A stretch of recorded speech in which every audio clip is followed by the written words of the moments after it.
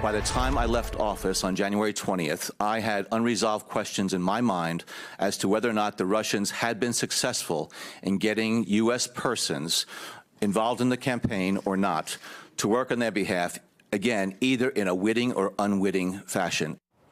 It's been 10 months since those startling comments from former CIA Director John Brennan, and in those 10 months, we've learned a staggering amount about the scope and nature of previously undisclosed contacts between members of Trump's orbit and foreign officials. After 13 Russian nationals were indicted for their role in election meddling, it became undeniable that some in the Trump camp unwittingly aided Russians. But serious concerns remain that people close to Trump may have knowingly advanced Russian interests in the course of the campaign or the transition. Here on set with us, John Brennan, former director of the CIA, now an NBC News and MSNBC senior national security and intelligence analyst. Thank you for being here. It's a privilege to have you at the table and at our network, helping us sift through these times.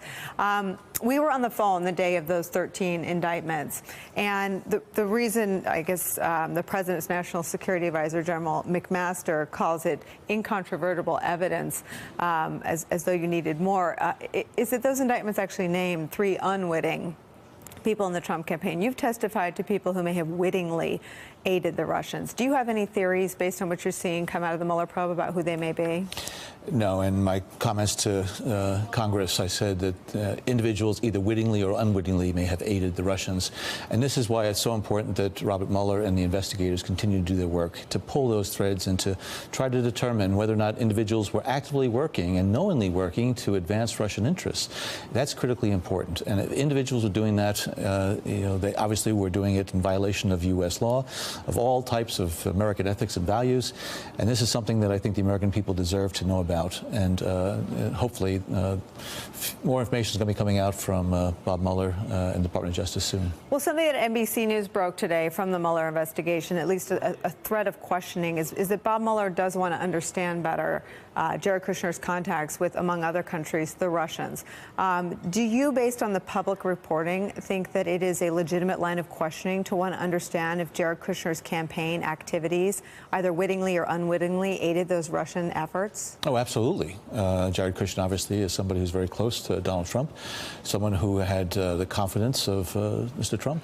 And I think the Russians are very, very clever in terms of how they exploit relationships. The Russian intelligence services are very good, very cunning, and they will look for individuals who they're going to be able to exploit. And as I said, sometimes these individuals don't know that they are being manipulated and exploited by Russian intelligence. So I think Bob Mueller and his investigators have every right to try to find out what might have been behind some of these meetings, some of these engagements and discussions, and how then the Russians or others might be trying to use it to their advantage. So one meeting we know went down, and Jared Kushner was in that meeting, as was the president's son, Don Jr., was in Trump Tower. They went there to meet with Russians to get dirt on Hillary Clinton. That seems to have crossed the transom from unwitting to witting cooperation with Russians, no? Well, I think at least from the press reports in terms of individuals, Don Trump Jr. was rather excited about the opportunity right. He said, I to love get it. the information. Right.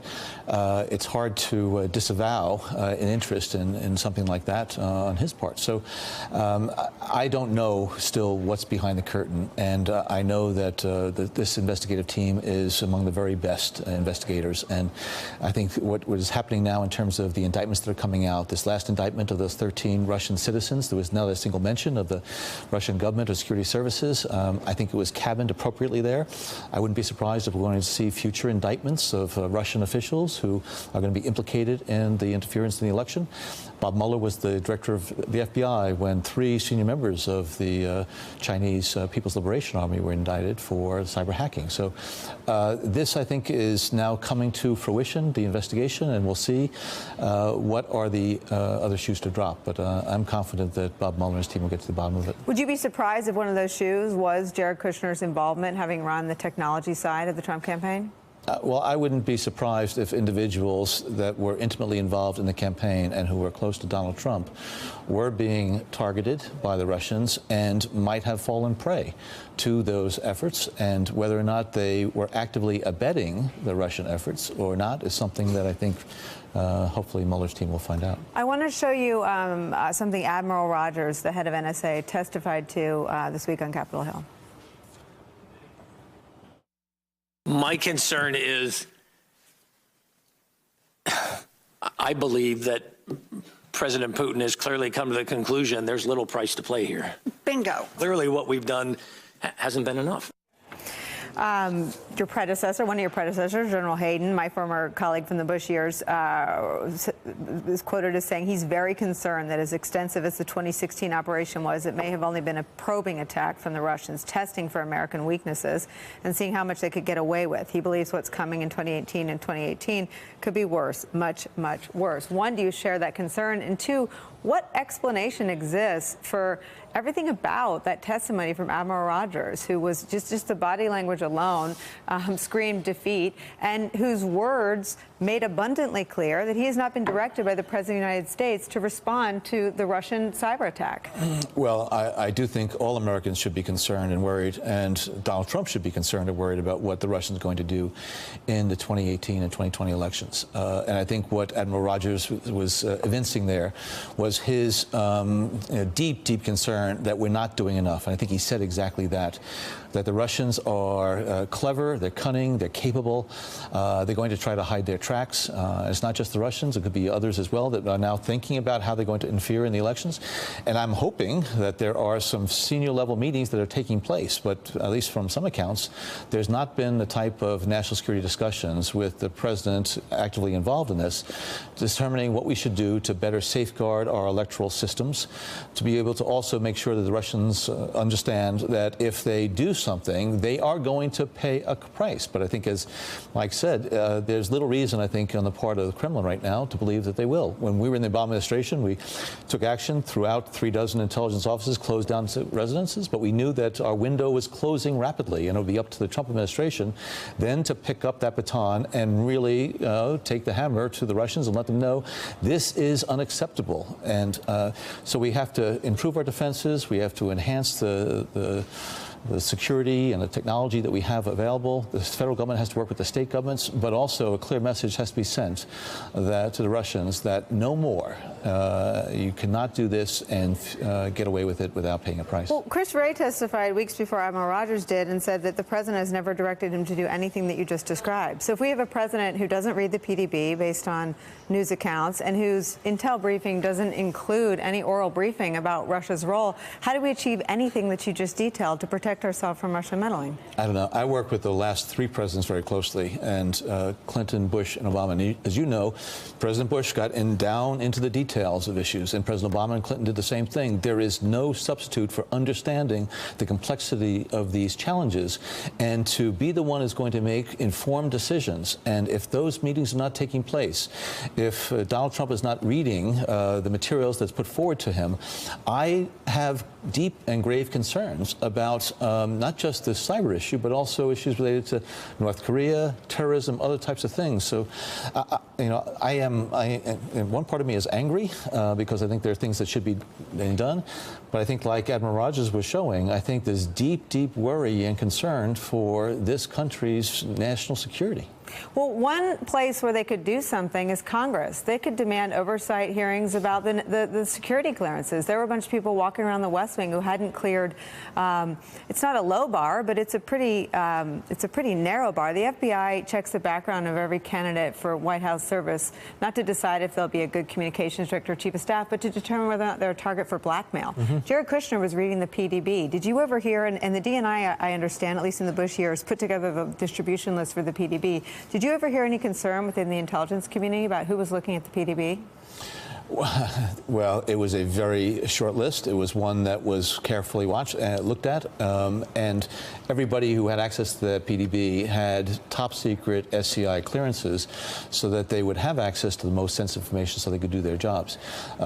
Having individuals for such a long period of time with these interim clearances with real questions in terms of the background investigations and the vetting, and I think, thankfully, I think John Kelly now is really taking this very, very seriously and taking actions as appropriate. And I'm sure Donald Trump is not happy with some of this, but there cannot be carelessness which borders on recklessness in terms of handling our national security and classified information. Our fate and our future really depends on a seriousness of purpose and a adult-like approach to these issues. And unfortunately, I think there have been indications that that hasn't happened all the time. Well, and until Monday, Jared Kushner, who didn't have a permanent security clearance, was looking at the PDB based on reporting that the White House never disputed. Does that give you any pause based on today's reporting that he's in the crosshairs of the Mueller probe? And there have been questions. General McMaster was alarmed when he heard the kinds of conversations he'd been having one-on-one with countries like China and the United Arab Emirates. Yes, particularly since there are many people in the Trump administration at the senior levels in the White House who have no experience in government before, had no experience in dealing with classified information before, and I think have an inexperience and a naivete in terms of how they're supposed to handle this information and how they have to be on guard for efforts to try to take advantage of their knowledge. And I don't know what type of briefings and trainings and other types of things that have been made available to them, but I am concerned by these reports that individuals have not gone through all of those obstacles and gotten over all the issues related to questions of their security clearances, and still have access to the most precious, sensitive, important piece of intelligence that is delivered 6 days a week to the president and the senior officials of government. We should not just make that available to anyone, and particularly just because they may be related to the president. The son-in-law. Yeah. Let me ask you last question, something I asked General Hayden once. When you spies, or whatever you call yourselves, intelligence community veterans, sit around a watering hole or a picnic table and talk about what keeps you up at night or what wakes you up at the start in the middle of the night, what is it? Well, I think it's the political environment in Washington right now.